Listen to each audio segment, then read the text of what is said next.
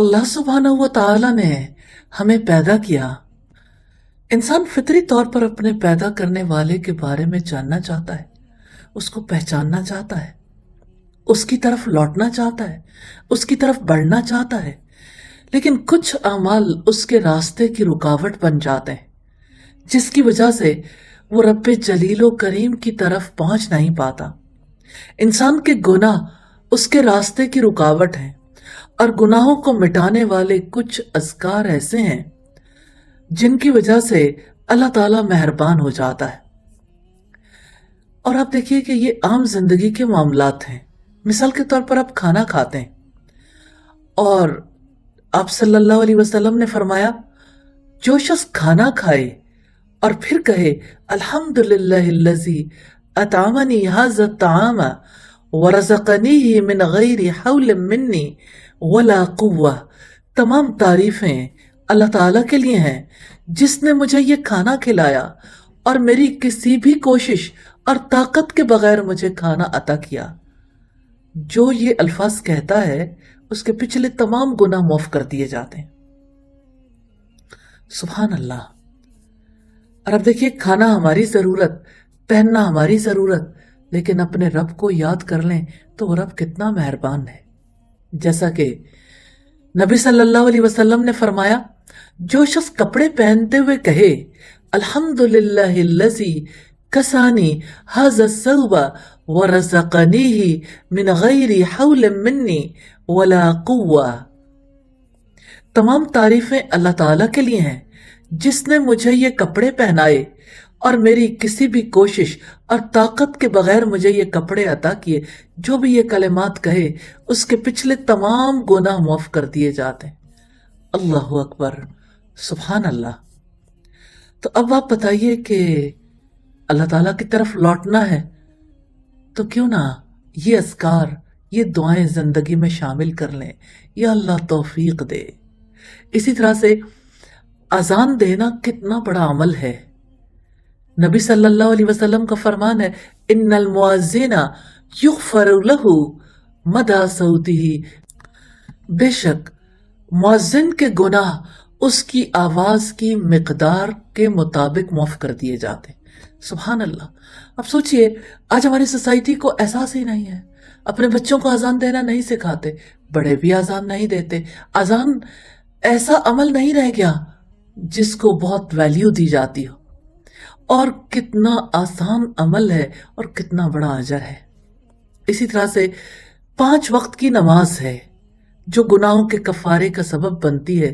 سیدنا ابو ہریرہ رضی اللہ تعالی عنہ سے روایت ہے، انہوں نے نبی صلی اللہ علیہ وسلم سے سنا ارائیتم لو ان نہرم بباب احدکم یغتسل فیہ کل یوم 5 ما تقول ذلک یبقی من درنہ، تمہارا کیا خیال ہے اگر تم میں سے کسی کے دروازے کے سامنے نہر ہو اور وہ اس میں ایک دن میں 5 دفعہ غسل کرے تو اس کے جسم پر کیا کوئی میل کچیل باقی رہے گی؟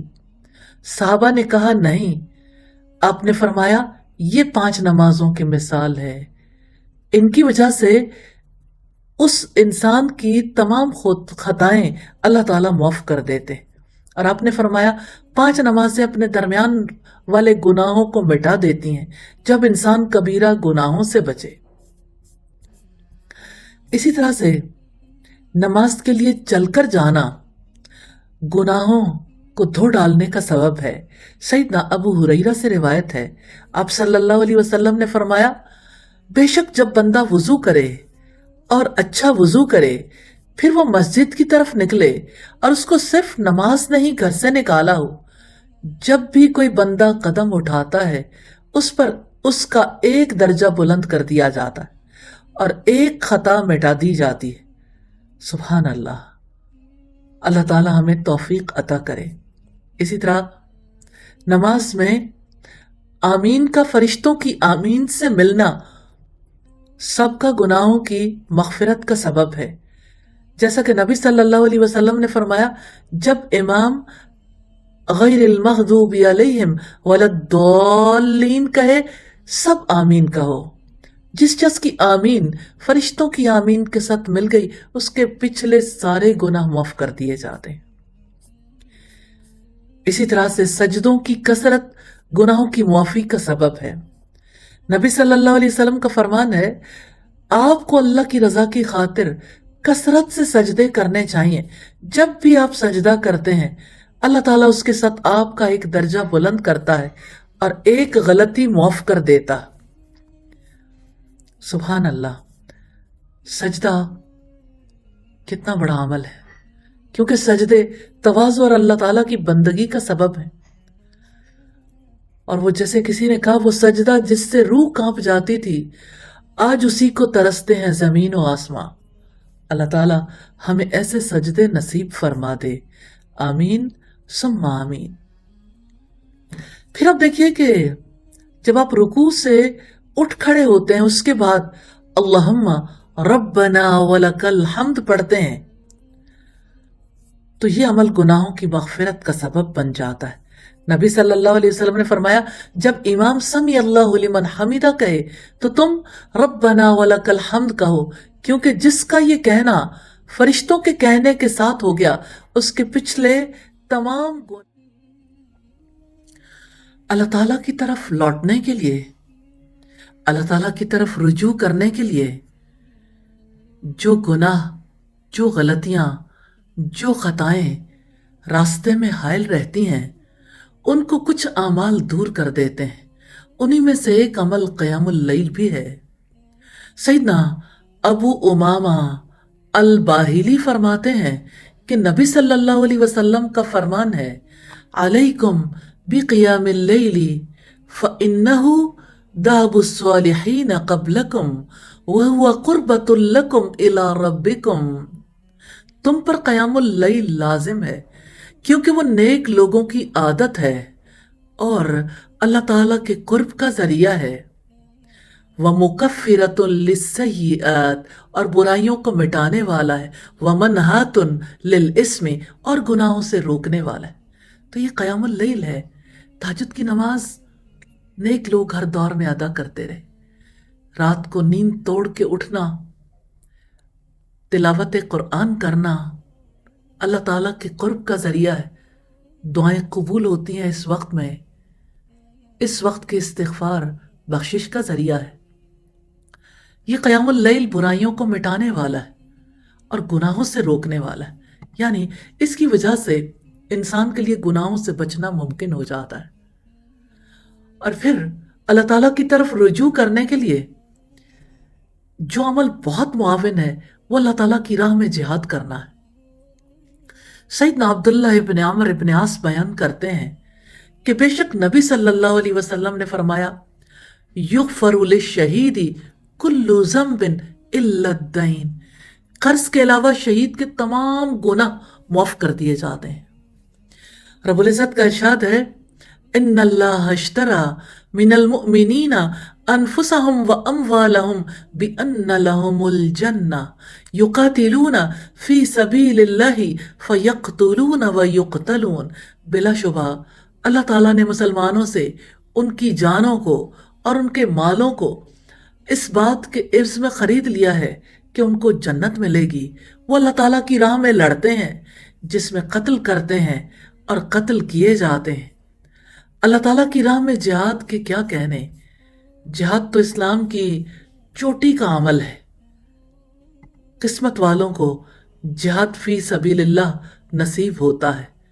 اللہ تعالیٰ توفیق دے اپنے راستے میں جان لگانے کی، توفیق دے اپنے راستے میں مال لگانے کی۔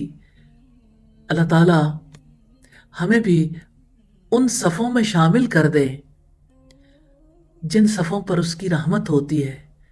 تو جو لوگ بھی اللہ تعالیٰ کے کلمے کو بلند کرنے کے لیے، کافروں کے کلمے کو پست کرنے کے لیے جنگ اور قتال کرتے ہیں، وہ اللہ تعالیٰ کی طرف دعوت دیتے ہیں، وہ اس کا دین پھیلاتے ہیں، انہیں مجاہدین کہا جاتا ہے۔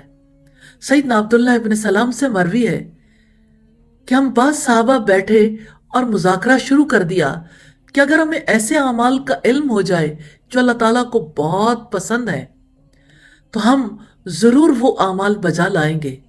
تو اللہ تعالیٰ نے سورہ صف کی ابتدائی آیات نازل کی، سبح للہ ما فی السماوات۔ صحابہ کے سوال کے جواب میں اللہ تعالیٰ نے انہیں بتایا کہ مجھے ایسے لوگوں سے محبت ہے جو میرا کلمہ بلند کرنے اور میرے دین کو غالب کرنے کے لیے میدان کارزار میں دشمن کے سامنے سیسا پلائی ہوئی دیوار کی طرح ڈٹ جاتے ہیں اور اپنی جگہ قائم رہتے ہیں۔ جو بھی اللہ تعالیٰ کی طرف رجوع کرنا چاہتا ہے، توبہ کرنا چاہتا ہے، گناہ اس کے راستے کی رکاوٹ بن جاتے ہیں، اور گناہوں کو دور کرنے والے اعمال اس سلسلے میں مددگار ثابت ہوتے ہیں۔ نبی صلی اللہ علیہ وسلم کا فرمان ہے، تابعوا بین الحج والعمرہ، حج اور عمرہ کے درمیان مطابعت کرو، فإنما الْمُتَابَعَةُ بَيْنَهُمَا تَنْفِي الْفَقْرَ وَالذَّنُوبَ كَمَا يَنْفِي الْكِيرُ خَبَثَ الْحَدِيدِ۔ ان کے درمیان مطابعت فقیری اور گناہوں کو مٹا دیتی ہے، جیسا کہ بھٹی لوہے سے زائد لوہے اور زنگ کو اتار دیتی ہے۔ مطابعت کا مطلب ہے کہ حج کے بعد ساتھ ہی عمرہ کر لینا۔ تو جو اللہ تعالیٰ سے محبت رکھتا ہے، اللہ تعالیٰ کے گھر جانے کا شوق رکھتا ہے اور اللہ تعالیٰ کے گھر میں اس کی عبادت کرنا چاہتا ہے، طواف، سجدے، رکوع اور اعتکاف اور عمرہ اور حج، ظاہر ہے کہ جس کے دل کے اندر محبت نہیں ہوتی اس کو یہ پیاس بھی نہیں ہوتی۔ یہ محبت کی علامتوں میں سے صدقہ دینا گناہوں کو دور کرنے اور اللہ تعالیٰ کی محبت کا سبب ہے۔ رب سے محبت نہ ہو تو انسان اپنا مال کب لگاتا ہے؟ نبی صلی اللہ علیہ وسلم کا فرمان ہے، ان الصدقۃ لتطفئ غضب الرب وتدفع میتۃ السوء۔ صدقہ یقیناً رب کے غصے کو بجھاتا ہے اور برائی کو مٹاتا ہے۔ جو اللہ تعالیٰ سے محبت کرتا ہے وہ اللہ تعالیٰ کے غصے کو دور کرنا چاہتا ہے، اور جو صدقہ دیتا ہے وہ اللہ تعالیٰ کی محبت تک پہنچ جاتا ہے۔ اسی طرح نیک مجالس میں شرکت کرنے سے نیک ہم نشینوں کے ساتھ رہنے کا موقع ملتا ہے اور گناہ دور ہوتے ہیں۔ نبی صلی اللہ علیہ وسلم نے فرمایا، کوئی بھی ایسی قوم جو اللہ تعالیٰ کا ذکر کرنے اور اس کی رضامندی کی خاطر جمع ہوتی ہے تو آسمان سے منادی کرنے والا ندا دیتا ہے، آج تم اس طرح کھڑے ہو، تمہیں معاف بھی کر دیا گیا اور تمہاری خطائیں بھی نیکیوں میں تبدیل کر دی گئی ہیں۔ سبحان اللہ۔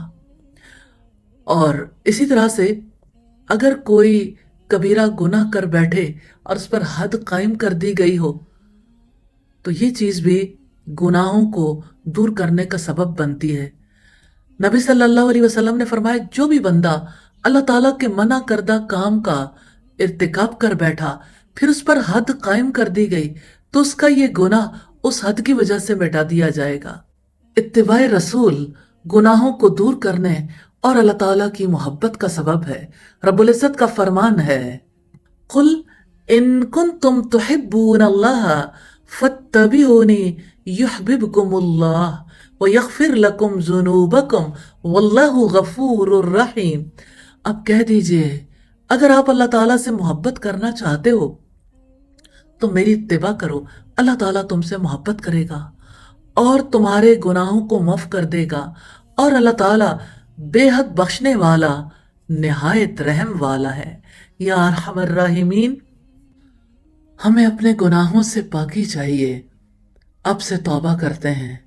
الہی اپنی طرف آنے کے دروازوں کو کھول دیجئے۔ الہی آپ کی طرف رجوع کرنا چاہتے ہیں۔